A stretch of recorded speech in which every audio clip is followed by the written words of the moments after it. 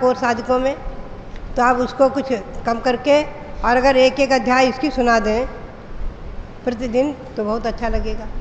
और नियम कर लें कि आगे 10 लक्षण में हम हर 10 लक्षण में आने वाले हर 10 लक्षण में एक एक अध्याय का वाचन, इसका गौतम गणधर वाणी का वाचन करेंगे, केवल 1 वर्ष के लिए नहीं, हमेशा के लिए।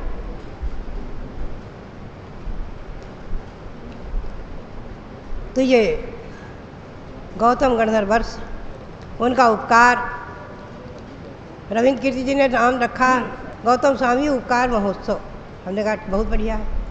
अरे उनके तो अनंत उपकार हमारे और आपके ऊपर है, अनंत अनंत उपकार हमारे और आपके ऊपर है, हमारे और आपके ऊपर इन्हें सारे विश्व पर है। और जब तक अगले तीर्थंकर नहीं होंगे तब तक कि उन्हीं के उपकार हमारे और आपके ऊपर रहेंगे, अगले तीर्थंकर होने तक। तो ये गौतम गणधर वाणी आपके जीवन में मंगलमयी हो, हमारे जीवन में मंगलमयी हो, और सभी भव्यात्माओं की जीवन में मंगलमयी हो। जैसे तीर्थंकर भगवान मोक्ष प्राप्त कर चुके हैं, वैसे गौतम स्वामी ने मोक्ष तो प्राप्त कर लिया है गुनावा से। देखिए वो गणधर बने राजगृही में। गणधर बने, कहाँ बने गणधर? श्रावण कृष्णा एकम को गणधर बने राजगृही में।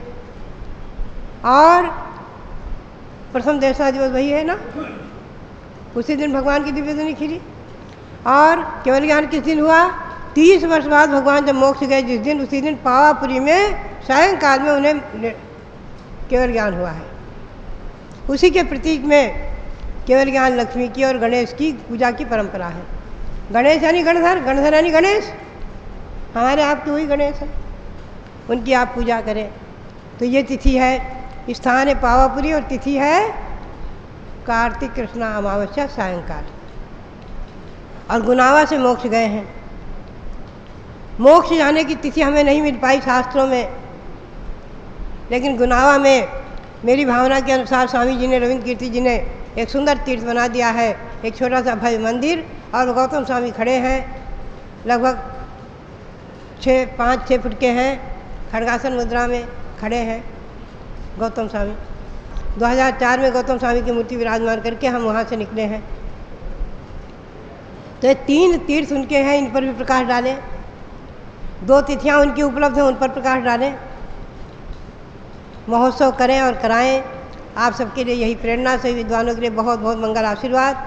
आप लोगों ने आकर के यहाँ गौतम स्वामी का ये महोत्सव के कार्यक्रम में भाग लिया। मुझे बहुत अच्छा लगा कि इस बार हमें बताया कि रजिस्ट्रेशन तो लगभग 200 से ऊपर के हुए हैं, बहुत अच्छा लगा। और इसी प्रकार से आप लोग भी जगह जगह शिक्षण शिविर, प्रशिक्षण शिविर आदि रख करके खूब गौतम स्वामी का प्रचार करें, उनकी वाणी का प्रचार करें, यही मेरी प्रेरणा। और पुनः पुनः सबके लिए बहुत बहुत मंगल आशीर्वाद। और हमारे कार्यकर्ता और सक्रिय इस कार्य का आयोजन कराने वाले रविंद्र कीर्ति जी के लिए और हमारे समिति कमेटी के सभी कार्यकर्ताओं के लिए, सबके लिए बहुत बहुत मंगल आशीर्वाद। हे माँ, आप श्वेत वस्त्र धारणी साक्षात सरस्वती हो और आपकी लेखनी, मन, चिंतन में सरस्वती सदैव उपस्थित रहती हैं।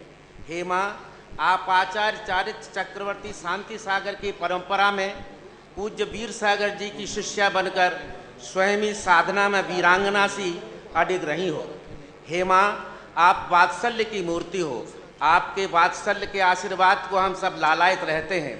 कभी कभी किसी पर विशेष वात्सल्य देखकर हम में सौतिया डाह भी होने लगता है, पर वह सोच सिर्फ क्षणिक ही होती है, क्योंकि आपका प्यार, आपका वात्सल्य तो हम सबको हमेशा एक सा ही प्राप्त होता है।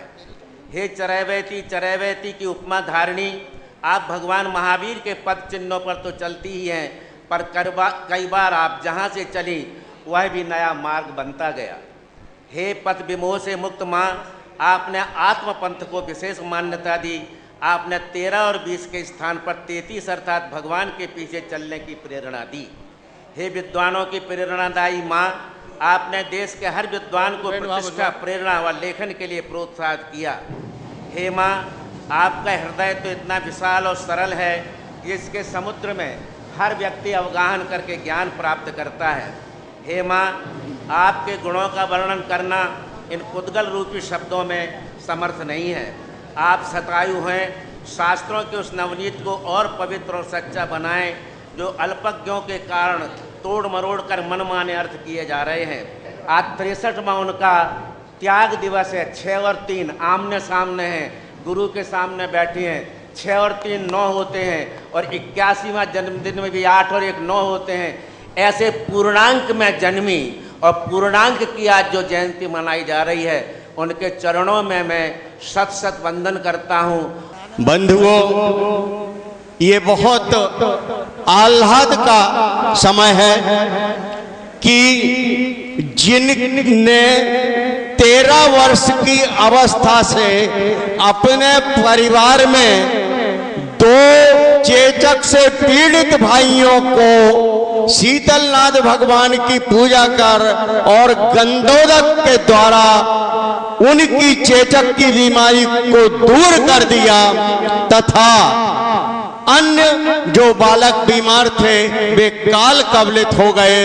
पूज्य माता जी ने वहां पर सबसे बड़ा सम्यक रत्नत्रय का परिचय दिया, सम्यक का परिचय दिया, क्योंकि जिन नैनदेव की भक्ति ही हमारे लिए सम्यक को प्राप्त कराने वाली होती है। आप देखें कि इसके पश्चात माता जी का हर कार्य जो है वो एक एक शब्द उनका ब्रह्म वाक्य की तरह है। वे साक्षात सरस्वती की प्रतिमा के रूप में हमारे बीच में विराजमान है। और मैं आपको बताऊं कि उन्होंने इतना विपुल साहित्य का सृजन किया कि गिनती में हम 400 ग्रंथ तो कहते हैं, लेकिन बंधुओं उनकी अंतरात्मा कचोटती रही और मुझको ऐसा लगता है कि वो शरीर से तो यहाँ पर विराजमान रहती हैं, लेकिन उनका मन मस्तक ऊर्ध्वलोक में निरंतर विचरण करता है। और यही कारण है कि उनकी लेखनी से वो अनमोल रत्न निकलते हैं जो कि आज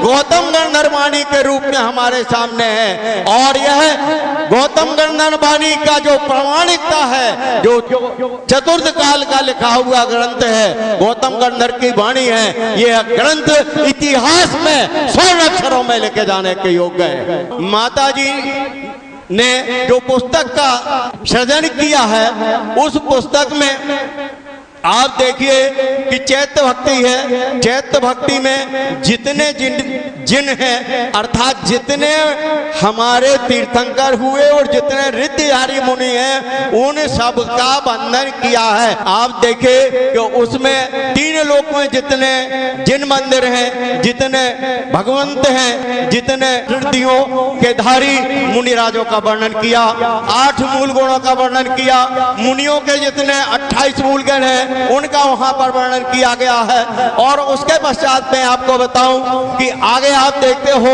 तो कृतिकर में है कि किस प्रकार से हम दर्शन कर सकते हैं और दर्शन की क्या वृद्धि होती है, दर्शन किस प्रकार से करना चाहिए, वहां पर स्पष्ट रूप से लिखा। अमृत महोत्सव के मध्य ही दिनांक 7 अक्टूबर को अखिल भारतवर्षीय दिगंबर जैन युवा परिषद का अधिवेशन सानंद संपन्न किया गया।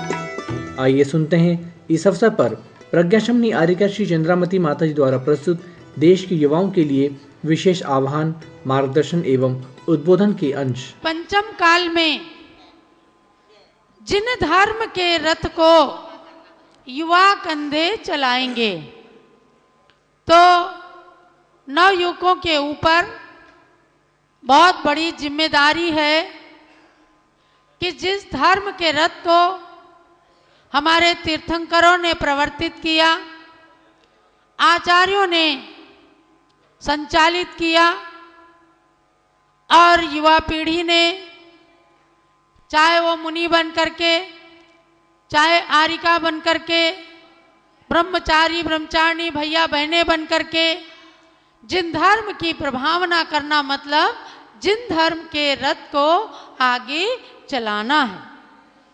सन 1977 में भारत गौरव आचार्य देशभूषण महाराज जी ने फलटन नगरी में अखिल भारतवर्षीय दिगंबर जैन युवा परिषद की स्थापना कराई थी और इस युवा परिषद ने बहुत काम किया है। पिछले अनेक वर्षों से स्वामी रविंद्र कीर्ति जी उसके अध्यक्ष रहे हैं। आयु इनकी 50 साल से ऊपर हो जाने के बाद भी हमारे लोगों ने ये हमेशा आग्रह किया कि ब्रह्मचारी की कोई आयु नहीं होती। तो युवाओं जैसा आज भी अब स्वामी जी 64 साल के हो गए, अभी श्रुत पंचमी आई थी, 64 साल के हुए, लेकिन इनकी कार्यशैली, इनके कर्मठ व्यक्तित्व को आप देख ही रहे हैं।